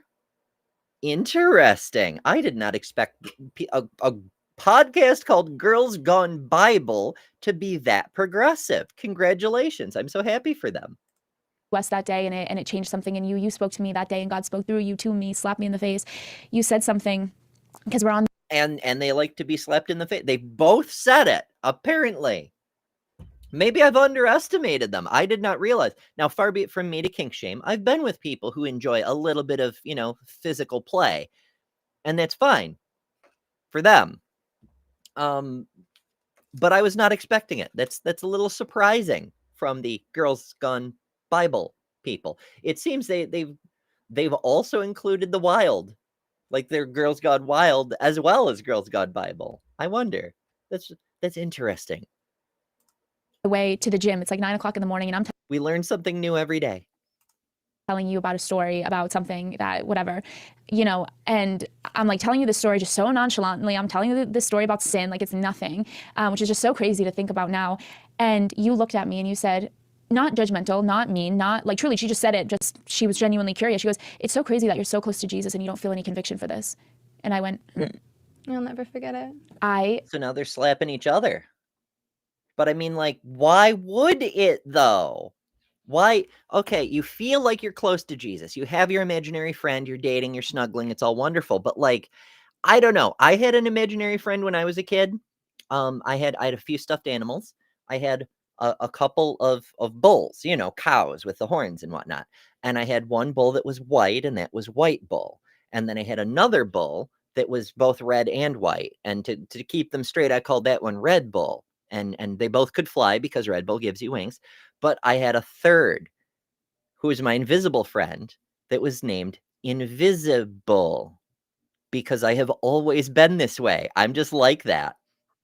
But I don't recall Invisible ever telling me anything about sex, but also like we could have a close relationship or not, and they don't get to tell me what I do in the bedroom because it's an invisible friend. But also, even whether you consider it to be a god or a spirit or an angel on your shoulder, whatever the case may be, it still doesn't abrogate your right to put your boundaries where you want them, where you need them. Just like you have the right to revoke consent at any point in a relationship, in a physical situation, whatever the case may be, you also have the right to move your boundary and say, no, this is okay. This is a thing I want. It's your boundary. You can put it wherever the hell you need it to be. A God doesn't have a right to tell you your boundary needs to be here. You put it where you need it to be. These bossy fucking invisible friends, you know? Like truly everything in my body went numb. I heard it so loud and clearly. I just went, what am I thinking? Yeah. Who do I think I am? What am I doing? How can I'm boasting in the Lord. I do that all the time. I'll just be in the middle of like cleaning something and rendering a video and doing thumbnails and researching a story and so on and so I'll just stop and I'll be like, the fuck are you doing, Ember? And then I'll realize that time is still running and I'll get back to work. But like, yeah, I get that. Those random existential pauses. Like, what the fuck is happening? Jester has joined us and says, my invisible friend always watches me in the bedroom. It's really kinky. I mean, weird. Why not both? It's all good. Take so much pride in my relationship with Jesus, and I'm doing the very thing that like is not, it's hurting him, it's hurting me, it's hurting everybody. Like I don't think I don't know if there's any sin that separates you from God more than having sex before marriage does. Anyway, so I go and I'm in a relationship. Really? There's nothing that separates you from God more than sex before marriage. Nothing. Nothing. You can't think of anything that might separate you from God. Now, again, God's not real, but also, even if there were a God that you could demonstrate that actually existed, that actually gave a shit what the hell humans did, and it happened to be the God of ye old magic book of fairy tales, even if all of that were true, it says in ye old book of fairy tales a number of different ways that you could lose that being's favor rather more intensely than a little premarital action. You know, like stealing from the collection plate or calling a preacher baldy. Like that gets you dead immediately. Burning the wrong incense, picking up sticks on the wrong day of the week, touching his magic box. There's a lot of things that piss that being off a whole lot more than who you are diddling, dear lass, if you have read your magical holy book. And you know, luckily I start having a conversation with the person that I'm with, and he actually, it's really incredible, he actually met me with the same thing, and he said, you know, actually I feel like God's been talking to me about this as well. And so we're like kind of on the same page, but it doesn't end there, right? And then so I don't know how much longer is whatever things are, whatever. God, this is the hard, I can't even put sentences together. I can't even explain. I have noticed. I mean, words are hard sometimes. I get it. Words are hard. But we've noticed the inability to put sentences together. Maybe, as we discussed a little bit yesterday, a little bit of planning, create an outline for your episode, what you want to do, any points you want to make sure to hit, these sorts of things.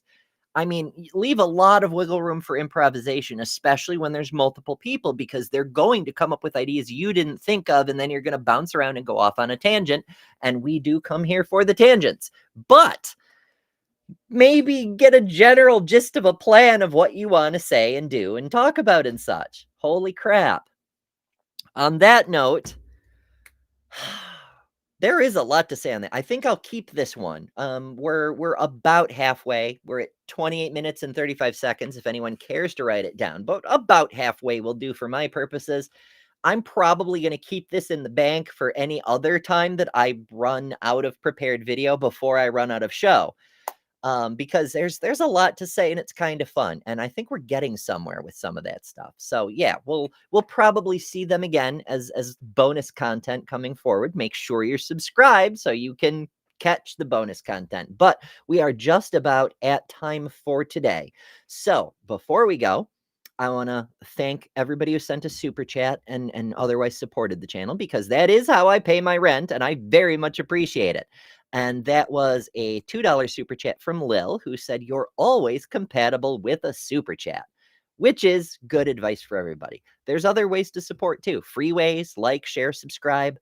Other funded ways, you can go through Patreon, memberships, super chats, but also super thanks after the fact. Everybody forgets those exist. That's a thing. But however you support, I appreciate it, because it helps keep this show going. So yay, thank you all so much. Thank you for joining, being part of this community. I love seeing you folks in the live chat and all the silly things you say, and all the hugs and kisses and things. I appreciate it. That's why I do lives instead of pre-recording. And yeah, it just means the world to me. And also, I try to end every show with the credits. That's the members on Patreon and the top level members here on YouTube, the Cinder level members, because that's one of the perks of membership at that level, because we're supposed to offer perks so people do the thing. These are for August. I'm getting ready to record the credits for September that will play through October. If you want to make sure your name gets on this list, if you get shouted out every episode, make sure you're either a Patreon supporter or a Cinder level member, because I'm going to be doing it in a couple of days, and you need to be a member at the time I record to make it on the recording. But thank you, everyone. However you support, whatever you do, I appreciate you so much. And as always, remember, you don't need some divine sky daddy's permission for how you date or what you do in the bedroom, because you are better than religion. See you tomorrow.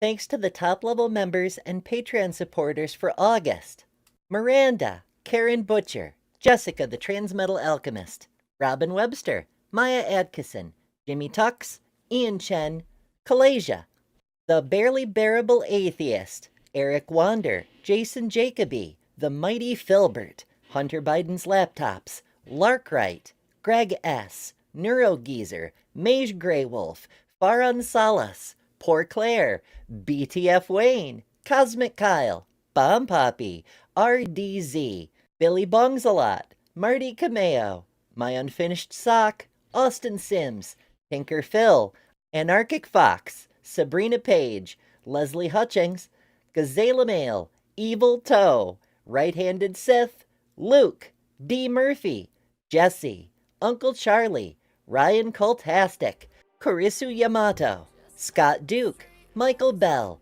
Sumami, Citizen 9, S. Cook, James Nordoff, Hecklek, Velvet, KCA Randy, B.S. Lewis, Tori Swansiger, Whimsy, Kristen Slays, Godless Engineer, Fern Lovebond, Hillhugger, Karen Butcher, Milwaukee Atheists, Booba Sweat, Maya Adkisson, My Unfinished Studio, Ian Chen Official, Introvert Ancom, Tilting Windmill, Christopher Tablante, Robin Webster, Proby666, Jason T, Action Squad, Robert Madewell, Doc Don Hogg, Jester, Sydney Raptor, Stardust Lilith, Jessica the Transmetal Alchemist, Jake, insert clever dapper inside joke here, Nelson, Supercritical Snake, Eli Slack, Geo Sam, Kalasia789, L Trucker, You Are Victoria, Polly Has His Cracker, Roman Weber, Leo Filius,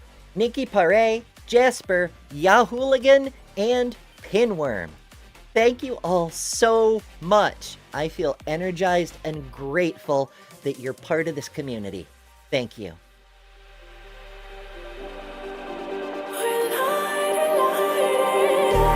Just like a spark that's breaking out, can't make a stop.